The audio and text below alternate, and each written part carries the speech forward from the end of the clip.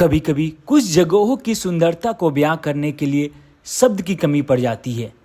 आज मैं आपको एक ऐसी जगह लेकर जा रहा हूं जहां हवा में ही कुछ अलग बात है। यहाँ के झरने, पेड़, वादियाँ, खुला मैदान और ये नीला आकाश सब आपसे एक ही बात कहेंगे, क्यों आप जाना चाहेंगे वापस जब यहाँ की दुनिया इतनी खूबसूरत है। दोस्तों, मैं बात कर रहा हूँ नेचर और एडवेंचर लवर के सबसे पसंदीदा जगहों में से एक पोलो फॉरेस्ट, जो कि गुजरात के अहमदाबाद से 150 किलोमीटर की दूरी पर है। यहाँ की सबसे खास बात है यहाँ की ट्रैकिंग, जिससे आप इस जंगल को और इस जादुई जगह को और ज़्यादा एक्सप्लोर करने में मदद करता है। यहाँ आप शिव मंदिर, हनुमान मंदिर के साथ साथ जैन मंदिरों के भी दर्शन कर सकते हैं। पोलो फॉरेस्ट, जिसे हम गेटवे ऑफ राजस्थान के नाम से भी जानते हैं, और यह फॉरेस्ट राजस्थान और गुजरात के बॉर्डर पर स्थित है। सच बताओ तो आप इस जगह पर आकर अपनी सारी चिंताओं और मुश्किलों को भूलकर अंतिम शांति की प्राप्ति होती है। ताकि ये जहरीला होता है, ये जहरीला नहीं होता। इसका स्वाद देखो, बदाम जैसे लगे। ये कितना 300 मीटर का ट्रैकिंग था ना? हाँ, 300 मीटर ट्रैक नहीं था ये। हाँ। 300 मीटर आपने लॉक क्लाइंबिंग करी है। 300 मीटर ट्रैक से ये हालत नहीं होती। मैंने कि 15वीं सदी की ये सब भूकंप हिसाब से मोहम्मद गजनी करके यहाँ से जैन देरासर में रुके, गरम में डाल देते हो, लाल पानी हो जाता है। होली के ऊपर जो बनता है। हाँ। ये फॉरेस्ट के ऊपर में एक टावर टाइप का बना हुआ है, जहाँ से आप पूरे फॉरेस्ट पर कंट्रोल रख सकते हैं। हनुमान जी का मंदिर है। तो दोस्तों, आप कभी भी यदि गुजरात या अहमदाबाद गांधीनगर का प्लान कर रहे हैं तो इस जगह पर जरूर आए और हरे भरे घने जंगल का आनंद जरूर लें।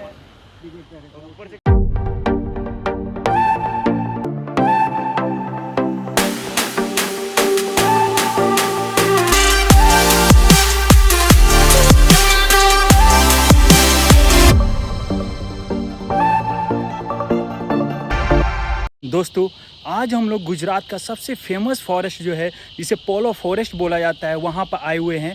और इसमें हम लोग ट्रैकिंग भी करेंगे, जो तकरीबन 1.5 से 2 किलोमीटर का ट्रैकिंग है। और साथ में हम लोग यहाँ पे जितने भी पेड़ है और या फिर जो भी वृक्ष है उसके बारे में विशेषता जानेंगे। मंदिर भी है, और जो यहाँ पे कैसे लोग रहते हैं, क्या वो लोग कैसे सरवाइव करते हैं, और इस फॉरेस्ट की खासियत क्या है, इन सब चीज़ों के बारे में आज हम लोग देखेंगे। तो आज ये बहुत ही रोमांचित होने वाला है आज का जो ये ट्रैकिंग है, और आज का जो फॉरेस्ट का एक्सपीरियंस है बहुत ही एडवेंचरस होने वाला है। तो आप लोग हमारे साथ ऐसे ही बने रहिए, और चलिए स्टार्ट करते हैं आज का हम लोग का ये ट्रैकिंग और सबसे एडवेंचरस हमारा ये ट्रिप। गुजरात के विजयनगर क्षेत्र में फैला पोलो फॉरेस्ट, जो कि एक ऐतिहासिक धरोहर के लिए प्रसिद्ध है। इसका इतिहास लगभग 15वीं शताब्दी तक जाता है। पोलो, जिसका शब्द पोल शब्द से लिया गया, जिसका अर्थ है प्रवेश द्वार, इसे गेटवे ऑफ राजस्थान के नाम से भी जाना जाता है। तो दोस्तों, आज हम लोग चलते हैं घने जंगलों के बीच बसे एक ऐतिहासिक और प्राकृतिक सौंदर्य से भले जगह का अनुभव करने के लिए। गुजरात के साबरकांठा जिले में स्थित पोलो फॉरेस्ट एक ऐसा ही जगह है जहां प्राकृतिक और इतिहास का अद्भुत संगम देखने को मिलता है। यह जंगल न केवल अपनी हरियाली और शांतिपूर्ण वातावरण के लिए प्रसिद्ध है, बल्कि यहाँ के प्राचीन मंदिर और ऐतिहासिक खंडहर भी पर्यटकों को आकर्षित करते हैं। तो इस फॉरेस्ट में एंट्री करने के साथ ही हम लोग यहाँ पे एक गाइड भी ले लिए, जो हमें इस जगह के बारे में बताएंगे भी, और साथ में हमें खूबसूरत और इस शानदार रास्ते के थ्रू जंगल में ट्रैकिंग भी कराएंगे। तो जैसे ही हम लोग जंगल में एंट्री करते हैं तो हमारा स्वागत इस शानदार सिनेरियो और ये खूबसूरत नज़ारे से होता है, जो दोनों तरफ पानी से हरे भरे जंगलों के बीच एक शानदार दृश्य देते हैं। और हमारे साथ हैं ध्रुविन डाबी, जो कि हमारे साथ बने रहेंगे, और भी हमारे साथ 2-3 साथी हैं, जिनमें ये अंशुमन भाई भी हैं। हम आगे अपने पोलो फॉरेस्ट की यात्रा की शुरुआत करें उससे पहले चलते हैं और यहाँ पर स्थित हनुमान मंदिर में जाकर हनुमान जी का आशीर्वाद लेते हैं। हनुमान जी का मंदिर प्रवेश द्वार के निकट ही स्थित है। वैसे देखा जाए तो यहाँ कोई मंदिर जैसा ढांचा नहीं बना हुआ है। यहाँ सिर्फ आपको हनुमान जी का मूर्ति देखने को मिलेगा, और उन्हीं का दर्शन करने के लिए यहाँ भक्तगण आते हैं। और यहाँ की सबसे खास बात यह है कि इतने घने जंगल होने के बाद भी साफ़ सुथरा का खास ध्यान रखा जाता है। मैंने कि 15वीं सदी की ये सब भूकंप हिसाब से मोहम्मद गजनी करके यहाँ से जैन देरासर में रुके, फिर यहाँ से वो पूरे नगरी नष्ट करने में आई। ये जितने ये है ना दीवार बनाई है, पूरी दीवार ही है। पहले ज़माने के लोग यहाँ पे रहते थे, ये नगरी नष्ट करने में आई। ये पेड़ पड़े हुए, ये सब आयुर्वेदिक दवा है। तो मैं आगे जाके आपको अलग अलग में झाड़ का आपको लोकेशन बताऊंगा। मैं इधर ही खड़े रहना से, क्योंकि जंगल होता है, जंगल में कहीं भी नहीं करे ना रहे, सांप वाप बहुत रहते हैं यहाँ। ये हमारा परपुलिया बोला जाता है। तो इसमें से अभी मैं लेके आ रहा हूँ आपके पास, ये परपुलिया बोला जाता है। यहाँ पकड़ सकते हैं आप, यहाँ से ऐसे हेलो आप भी आ सकते हैं, ऐसे नहीं, ऐसे फूल के यहाँ से इसका बीज भी है, ऐसा आता है छोटे छोटे दिख रहा है। देखो आराम से इसको तोड़ने का, फिर ऐसे परपुले आते, देखो इसका बीज आता है, कणजा बोला जाता है इसको, कणजा का पेड़ बोला जाता है। तो देखो ये अपन है ना, मैं देखो निकला और निकलना पड़ेगा, इसका बॉडी है ना। एक सेकंड इसको मत तोड़ो। बताइए, इसका बॉडी है। हाँ हाँ, ये बॉडी में से ही निकलना पड़ता है। ये बीज होता है, बीज खाने के लिए बारिश के मौसम में ये पेड़ बन जाता है। पेड़ बन जाता है। ओके, तो अभी ये परपुला आपने निकाला तो हम खा भी सकते हैं। आप तो डर लगता है कि ये जहरीला होता है, ये जहरीला नहीं होता। इसका स्वाद देखो, बदाम जैसे लगेगा आपको, है ना। इसका स्वाद बहुत बढ़िया रहता है। कणजा का कैसा स्वाद लगा अंशुमन भाई? एक्चुअल में इट टेस्ट लाइक आलमंड। बहुत टेस्टर लगता है इसका बादाम जैसा। खाने में। ओके चलो, अभी ठीक है, हो सकता है कुछ देर के बाद आप बेहोश हो जाए तो। एक सेकंड अभी तोड़ के दिखा रहा हूँ आपको। तभी इसका नाम क्या बताया? परकुला। परकुला, निकला परपुलिया, परपुलिया, कणजी का परपुलिया। पेड़। परकुला, कंजी।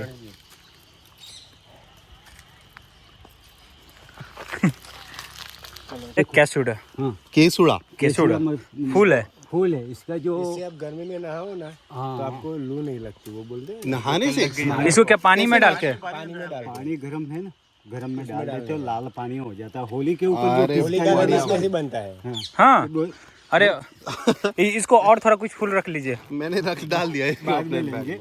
अभी उधर से मिलेगा रास्ते में। रास्ते में बहुत मिलेगा। क्या नाम जैसा कि आपने देखा कि हमारे साथ आए हुए टूर गाइड जो हैं यहाँ के हर पौधे वृक्ष के बारे में विस्तार से जानकारी देते हुए हमें इस प्राकृतिक सौंदर्य स्थल का अनुभव कराने में मदद कर रहे हैं।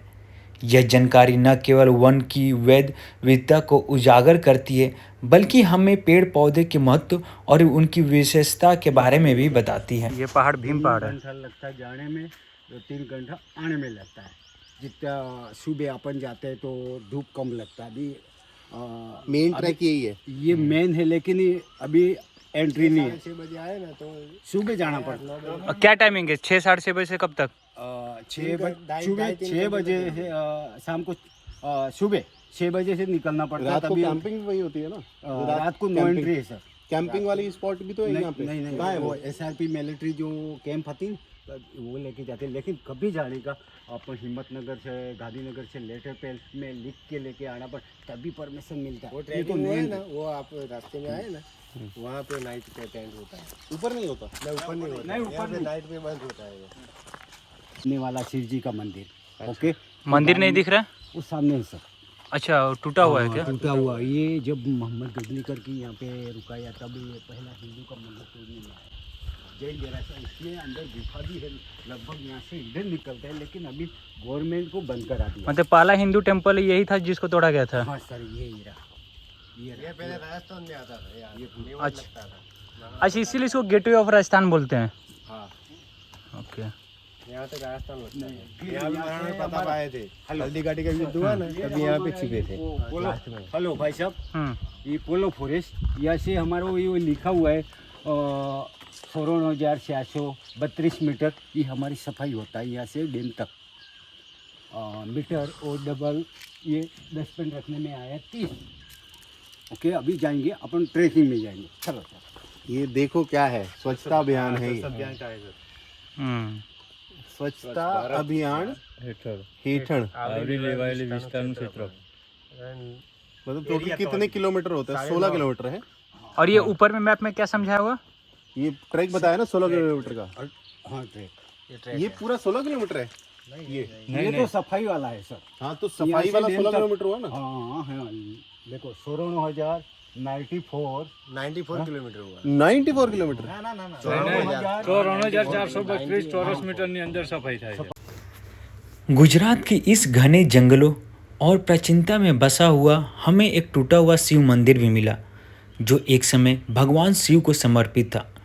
यह मंदिर न केवल धार्मिक और सांस्कृतिक महत्व रखता है बल्कि इसके खंडहर हमें इतिहास की गहरी कहानियों से जोड़ते हैं।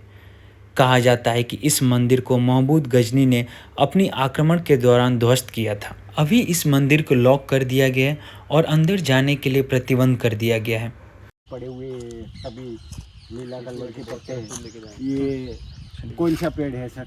आप सफेदे का पेड़ है ये। वो सामने पत्ते लगे हुए हैं ना, ये क्या है? श्रावण जी के महादेव जी क्या सड़ते हैं सर? श्रावण में क्या सड़ते हैं? बिली पत्र। बेलपत्र। हाँ। तो एक कितने पत्ते होगा जो सड़ने में आता है? आप तीनों को मैं बता रहा हूँ। मेरे को समझ ही नहीं नहीं है। बता नहीं सर, गुजराती कुछ में नहीं, होगा ना? अपन समझ देंगे सर। तो क्या आपने बताया शिव जी की पूजा में यूज होते हैं ये। अच्छा पान का पत्ता है। हाँ कितने लगाने में आते हैं तभी? पान का पता नहीं, बेलपत्र। बेल पत्ते कितने लगाते हैं? हाँ ये बेल है या पान है? बेल है सर। जो बेल का वो फ्रूट है वही और यस यस यस इसमें भी निकल जाते हैं। वो भी गर्मी का मौसम में सही बोला बेल आपने। निकलते हैं पक जाएगा, इसके बाद इसको जूस करके पिलाने जूस में पीते हैं। हाँ। तो थोड़ा सभी ठंडा तो होता है। इसमें से 3 पत्ते लगाने में आता है शिव जी के ऊपर। 3 क्यों? इसका मतलब क्या? क्या है थोड़ा अपन बोले तो अच्छा, नहीं बोलेंगे तो हम तुम समझाएंगे सर। मतलब ये और मालूम 3 है या पान पत्ते- का पत्ता का लगाते हैं? हाँ 3 पत्ते आते हैं तो इसमें 3 कायकों के ब्रह्मा विष्णु महेश, महेश। इसलिए 3 लगाना में 3 बेल के पत्ते। Okay sir. जैसे जैसे हम आगे बढ़ते हैं गाइड हमें विभिन्न प्रकार के यहाँ पेड़ पौधे के बारे में जानकारी देते हैं। वे बताते हैं कि कैसे यहाँ के कुछ जो पेड़ है वो हमारे पूजा पाठ में काम आते और हमें अपनी संस्कृति से जोड़ने में कायम रखते हैं। हमारे यहाँ से क्या बोला जाए? क्रमजा। ऐसे मत जाइए। देखो इसके फड़े ऐसे लगते हैं, देखो करम तो ऐसे नहीं, जहरीले नहीं, ये खा सकते हैं सर। इसे अचार भी बनता है ऐसे। देखो जम कर खाओ तो वादा नहीं। बस ये ले ले ले ले। बताइए कैसा टेस्ट लग रहा है? एक खा दे, देखो एक तो दो। हमको भी एक। अचार हो गया सही। हाँ बहुत मजा आता है इसमें। कैसा लग रहा है अंशुमन भाई? अरे जबरदस्त। खट्टा खट्टा। कॉफी काफी खट्टा है। अरे आप वो क्या बोलते हैं, इसीलिए इसका अचार बनता है। सबूरी की तरह एक सारे टेस्ट कर लिए, जिसमें जो अच्छे हो मुझे देना, ठीक है। आखिर में गर्मी के मौसम में ये लगता है करम। मेरे को खाने में इशू नहीं लगता जब ये वाइट वाइट निकल रहा है। ये देख रहे हो, ये देखो उसके बाद आगे जाने पे हमें ये जैन मंदिर मिला। यह जैन मंदिर लगभग 15वीं शताब्दी का है। उसे उस समय के यहाँ के जैन व्यापारियों ने बनाया था जो इस क्षेत्र में अपने व्यापारिक और धार्मिक गतिविधियों के लिए आते थे। यह मंदिर भगवान महावीर और अन्य जैन तीर्थंकरों को समर्पित है। बारिश का पानी है इसलिए पूरा सूखा हुआ है, नहीं तो बारिश के टाइम में ये पूरा भरा हुआ रहता है। पानी होके इधर जाता है। वाइट कलर कहाँ का निकल रहा है? हाँ निकल रहा है। निकल रहा है। ये दूध क्या काम लगता है मैं आपको बता रहा हूँ। देखो ये आया, अभी देखो ये ले,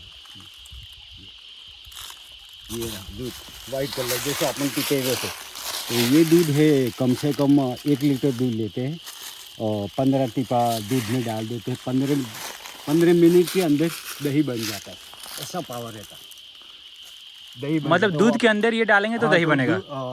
दूध फट जाता है, मतलब अच्छा खट्टा रहता है। खट्टा रहता है। इसमें से ये टेस्ट अपन- कर सकते हैं आप? तो ये टेस्ट कब होता है? अपन देखो ये दूध में डालेंगे तो इसका जहर कंट्रोल हो जाता है। फिर ये अपन पहले खाएंगे तो जहर लगता है। दूध में डालेंगे तभी जहर कंट्रोल हो जाता है। फिर ऐसे ही अकेले खाएंगे तो जहर लग जाता है। इसमें ये जहर का नाम है दूधी कड़ा बोला जाता है सर। ये देख रहे हो, ड्रॉप अभी भी निकल रहा है। देखो ये रहा, ये जहर। देखो मैं इसको ऐसे टच करता हूँ, देखो अब देखो इसमें से दूध निकलेगा सर। आयन, अरे आयन, हाँ देखो ये वाइट कलर का दूध आया। ओ एकदम क्या बात है। ऐसा भी बस ऐसे ऐसे स्क्रैच भी मारेंगे तो आ जाएगा इससे। हाँ तो अपन तो क्योंकि हम ऐसे लोग को ये टेस्ट करते नहीं, लोग हमको ऐसे ग्रुप 15 मिले तो झाड़ तो सूख जाएंगे यार। हाँ झाड़ के लिए सरकार कितने बंदोबस्त करती है इसकी झाड़ खड़ा करने के लिए। बिल्कुल क्योंकि कभी कभी आप मन बाहर से लोग आते हैं तो थोड़ा मालूम नहीं पड़े तो हम खराब करते हैं, ऐसे चीजें खराब करते हैं, बिल्कुल सही बात इसमें से पहले ये दूध बनता है, इसके बाद जो पहले रमकड़े बच्चे के लिए खिलौना रमते थे, ये खिलौना ही है, ये पेड़ में से बनता था। अभी वैज्ञानिक बढ़ गया, प्लास्टिक का ज़्यादा उपयोग करते हैं। ओके चलो स्टार्ट करेंगे। ये पेड़ कौन सा था? ये दूधी कड़ा बोला जाता है। दूधी कड़ा पेड़ का नाम? हाँ नाम ऐसा रहता है। ये केसुडा का है।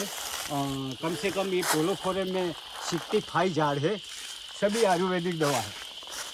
चलो स्टार्ट। क्योंकि नागरवेल का हल्दी कलर की भी आती है, वो दूसरी नागरवेल बोला जाता है। ये 12 मास ये घोंसला टाइप के ना। ये खाना क्या खाती है इसका, ये इसमें घुमड़ के ये इसका ही रस पीती है। कौन?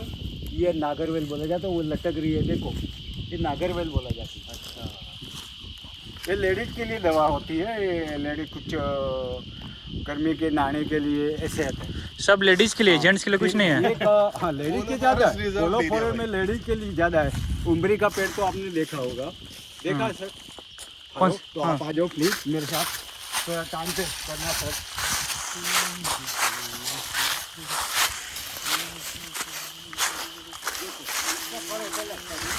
एक मिनट ये क्या है?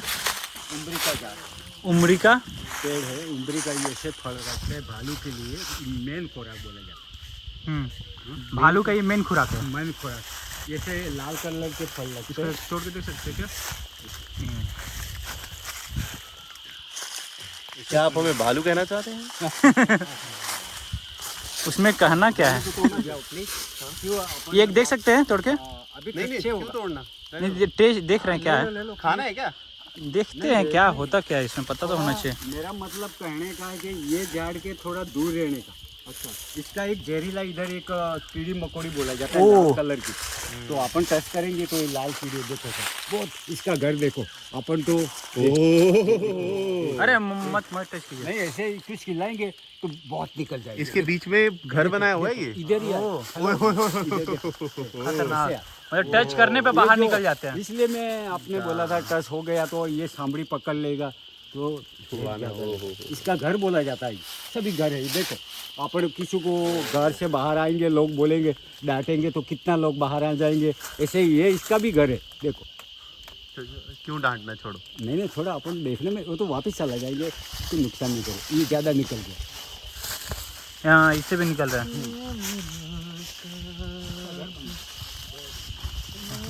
बैकग्राउंड में आपका अच्छा म्यूजिक है, जंगल के बीच में।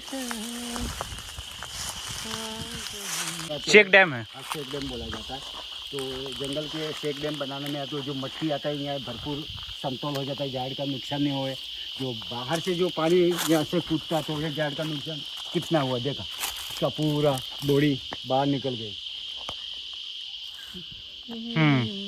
तो चेक डैम बनाने का फ़ायदा क्या होता है बताइए? सही बोला। यहाँ से चेक डैम बनाने में काय को फ़ायदा होता है कि यहाँ से गवर्नमेंट के आते चेक डैम बनाते तो जो पानी आता है झाड़ का, ये झाड़ रहा देखो, ये झाड़ है ना, तो ऐसे झाड़ ऐसे चेक डैम में पूरा नुकसान हो रहा है देखो ये पे पूरा। तो यहाँ से और ज़मीन के अंदर पानी भर जाएगा, लोग को फायदा होगा पानी के पीने के लिए। तो यहाँ तक इरोजन है, इसके बाद तो इरोजन हो ही रहा है ना? ये होता था, लेकिन कभी कभी यहाँ से छोटे छोटे यहाँ से बनाते, बाकी के दूसरे आगे वो ममरिसी डैम बनाया वो बड़ा डैम है, ये छोटा है। ऐसे ऐसे लगभग 15 चेक डैम बनाया है ये पे। अच्छा टोटल 15 चेक डैम। ये गुजरात की वाटरशेड स्कीम है बेसिकली। काम का थोड़ा बहुत जो बताइए मेन इसको। वर्क है वो यही चलता है उसमें। सब अभी जाएंगे चलो। सिक्योरिटी का भी इसमें वो है, और थोड़ा सा क्योंकि यहाँ पे सीजनल सारे की सारी वाटर बॉडी सीजनल है, तो दैट्स वाई थोड़ा सा इससे वाटर रिटेंशन अपनी बढ़ाते हैं। चलो सर, अभी तो पिक्चर बाकी है, अभी 300 मीटर का नाम क्या है? मांगो पहाड़ बोला जाता है। 300 मीटर पहाड़ के ऊपर जाना। ओके, इसको साउंड आएगा, कैसे साउंड आएगा? इसको जो आवाज इको आवाज है। हाँ चलो स्टार्ट। हाँ पानी का संभाल के रखना, जो अभी पानी पीना मत, क्योंकि अपन श्वास करेंगे पानी पी वाइमट हो जाएगा। ओके, अब हमारा पहाड़ी क्षेत्रों का ट्रैकिंग स्टार्ट होता है। यह ट्रैकिंग न केवल रोमांचक होती है बल्कि यह आपको प्रकृति की एक अलग ही छवि प्रस्तुत करती है। पहाड़ों की ऊंचाइयां, घुमावदार रास्ते और विभिन्न वनस्पतियां ट्रैकिंग के इस अनुभव को और भी ज़्यादा खास बना देती है। ट्रैकिंग नहीं है, ये रॉक क्लाइंबिंग है भाई। रॉक क्लाइंबिंग, इसलिए तो मज़ा है जो मज़ेदार से। ये कितना 300 मीटर का ट्रैकिंग था ना? हाँ 300 मीटर ट्रैक नहीं था ये। 300 मीटर आपने लॉक क्लाइंबिंग करी है। 300 मीटर ट्रैक से ये हालत नहीं होती। जब कभी भी आप कुछ इस तरह के पहाड़ी क्षेत्रों में ट्रैकिंग के लिए जा रहे हैं तो आपको उचित तैयारी के साथ जाना बहुत इम्पॉर्टेंट है। आप अपने साथ एक लोकल गाइड रखें और उनकी बातों को ध्यान से सुनें और उसका पालन करें। मीटर ट्रैकिंग करने के बाद ऊपर में आपको कुछ इस तरह का सिनेरियो मिलेगा। वो रहा टेम्पल जो हम लोग कुछ देर पहले जैन टेम्पल जो एक्सप्लोर किए थे, वो है पहाड़।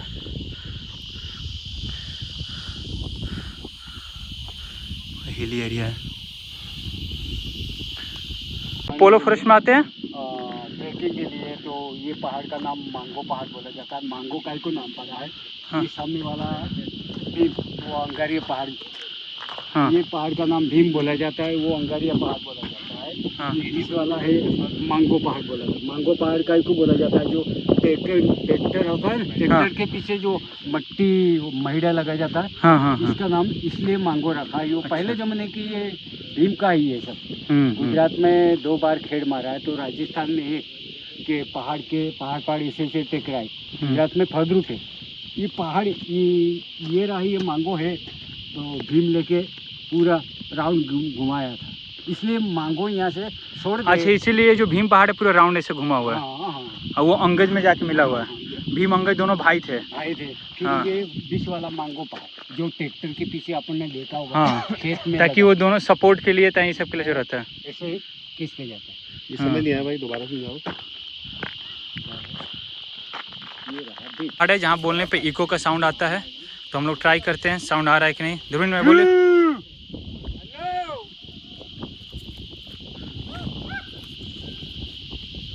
इको पूरा साउंड आता है। मैंने तुम्हारे लिए जोर से मांग लिया। हाँ, पूरा इको साउंड आ रहा है। और पोलो फॉरेस्ट के सबसे ऊंचाई पर पहुंचने पर स्थित एक टावर भी मिलता है जो कि यहाँ एक प्रमुख आकर्षण का केंद्र है। यह टावर जंगल की सुंदरता का व्यापक दृश्य प्रस्तुत करता है और टावर की ऊपर से आप पूरे पोलो फॉरेस्ट का भव्य दृश्य देख सकते हैं। हरे भरे जंगल, बहती नदियाँ, आसपास के पहाड़ों का दृश्य यहाँ से स्पष्ट रूप से देखा जा सकता है। इस टावर पर पहुंचकर आप इस फॉरेस्ट के प्राकृतिक सौंदर्य की तस्वीरें ले सकते हैं। यहाँ का दृश्य सूर्यास्त और सूर्योदय के समय विशेष रूप से मनोहारी होता है। यहाँ पर चढ़ने के बाद आपको एक शांतिपूर्ण और सुकून भरी माहौल का अनुभव होता है, जहाँ आप प्रकृति की सुंदरता को पूरी तरह से महसूस कर सकते हैं। और इस फॉरेस्ट में कैंपिंग की भी सुविधा उपलब्ध है, जो आपको जंगल के भीतर रात बिताने का मौका देती है। और यहाँ पर जो टेंट की सुविधा है, उसमें सामान्य टेंट से लेकर लग्जरी टेंट तक शामिल होते हैं। इस पहाड़ की चोटी तक पहुँचने के बाद अब हम लोग वापसी ट्रैकिंग का अनुभव लेंगे। ये वापसी यात्रा कई बार चढ़ाई से ज़्यादा चुनौतीपूर्ण होता है और इसके लिए विशेष सावधानी और तैयारी करनी होती है। पहाड़ की चोटी से उतरने के समय आपको पहाड़ी ढलानों का सामना करना पड़ता है, जो विशेष रूप से कठिन होते हैं। ढलाई पर उतरते समय आपका शरीर का वजन आगे की ओर झुकता है, जिससे गिरने और फिसलने का खतरा बढ़ जाता है। इसलिए आप ढलाई पर धीरे धीरे और स्थिर कदमों से चलें। नीचे उतरते समय छोटी छोटी कदमों से चलें और शरीर का वजन संतुलित रखें। यदि आपके पास पोल या स्टिक है तो उसका भी उपयोग कर सकते हैं। ऊपर से नीचे उतरते वक्त ये इसलिए भी कठिन होता है क्योंकि आप ऊपर पहुंचने के समय शारीरिक रूप से थक जाते हैं और थकावट के कारण वापसी यात्रा में आपको अधिक कठिनाई का सामना करना पड़ता है। इसलिए आप जब ट्रैकिंग के दौरान नियमित रूप से ब्रेक लें और थकावट को कम करने के लिए पर्याप्त पानी पिएं। इतनी सारी परेशानियों के बावजूद ये अपने आप में एक अलग ही रोमांचित एक्सपीरियंस देता है। ट्रैकिंग के दौरान हमेशा सुरक्षा और सतर्कता को प्राथमिकता दें ताकि आप सुरक्षित और आरामदायक ढंग से वापसी कर सकें। ये एक ऐसा प्राकृतिक सौंदर्य स्थल है जो पर्यटकों को अपनी ओर आकर्षित करता है। यदि आप प्रकृति प्रेमी हैं और ऐतिहासिक स्थलों में रुचि रखते हैं और आपको एडवेंचरस पसंद है तो पोलो फॉरेस्ट आपकी यात्रा और आपके बकेट लिस्ट में अवश्य शामिल होना चाहिए। यह जगह आपको एक न भूलने वाला अनुभव प्रदान करेगा। इस जंगल के हरे भरे वृक्ष, घने जंगल और बहती नदियाँ से परिपूर्ण है। यहाँ पे आपको अलग अलग प्रकार के पक्षी, जानवर और पेड़ पौधे देखने को मिलेंगे। बरसात के मौसम में यहाँ का सौंदर्य और भी निखर जाता है जब जंगल हरे भरे हो जाते हैं और नदियों का वाटर लेवल बढ़ जाता है। इस फॉरेस्ट के अंदर कई छोटी बड़ी नदियाँ और झरने हैं जो इस क्षेत्र की खूबसूरती को और भी ज़्यादा बढ़ाते हैं। और इस जगह पर कुछ देर रुककर आप प्राकृतिक शांति का अनुभव ले सकते हैं।